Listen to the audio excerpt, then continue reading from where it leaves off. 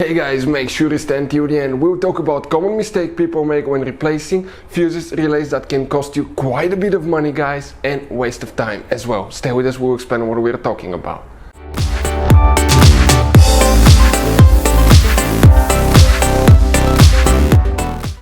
Hey guys, welcome back to Auto Repair, guys. Thank you guys for watching and subscribing to the channel. Today will be super helpful video to any of you having a BMW, guys, 5 Series generation E60 E61 that you see right here. This is the 5 Series BMW from year 2003 to year 2010.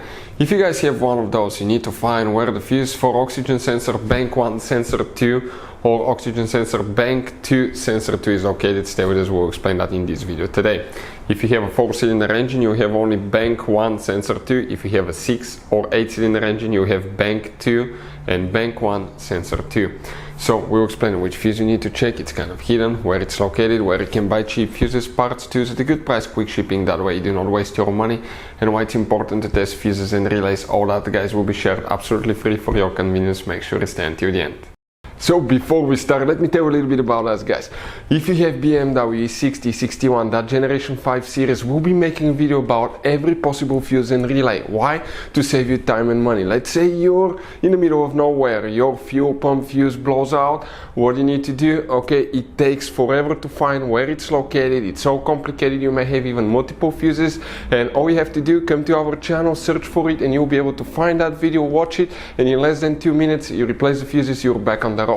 Something else, guys, every single car we get here at the garage, we try to make, guys, at least 200 to 300 free repair videos. We take them completely apart, we show you guys how to fix pretty much anything, engines, transmissions. Why we do that? Because our mission in the shop is to save you money, guys. We have more than 11,000 videos on our channels that can save you quite a bit of money.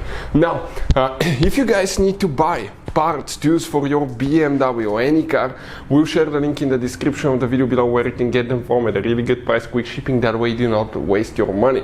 And if you need to buy cheap fuses, relays, anything for your BMW, links will be shared as well. So let's continue now. So the oxygen sensor bank 1, bank 2 sensor 2 fuse, where it's located, we'll demonstrate here on a 2008 BMW 5 Series, but it will work for our other years as well. We have, guys, 3 different fuse boxes in that car. Most people know about 2, but you have one that's hidden under the hood. Open that hood, come to the passenger side. You can see that's your windshield. That's a passenger side windshield wiper.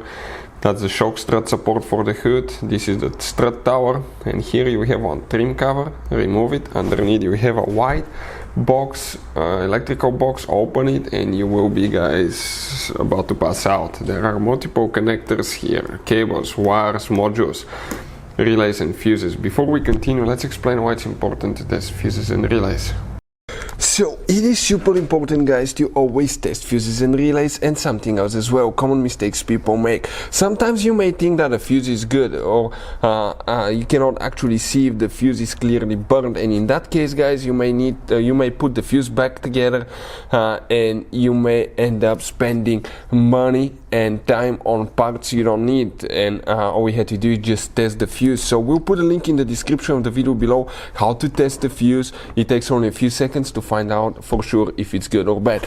The same thing for relays, guys, okay? Some of those could be really expensive on cars, so we'll put a link in the description of the video below how you can test relays. And for some certain fuses, guys, it's important to disconnect the car battery when removing them, otherwise you can burn the electronics. And for instance, working on airbags, fuses or anything like that, you need to wait at least 1 hour after disconnecting the car battery. And if you're not qualified and certified to work on airbag system, I will never recommend to do that, guys.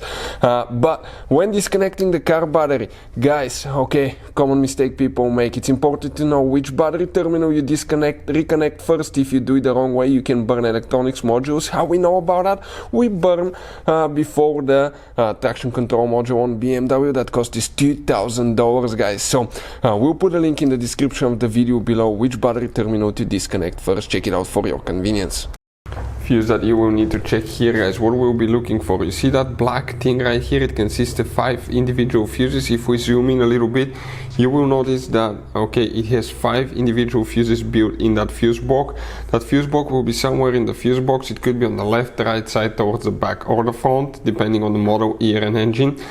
But here you need to open that cover. You have only 5 fuses in the fuse that you need to check for the oxygen sensor too will be fuse number 4, guys. But since you have it open, check all of them for a peace of mind. Hopefully guys the video will be helpful. Thank you for watching, see you guys next time.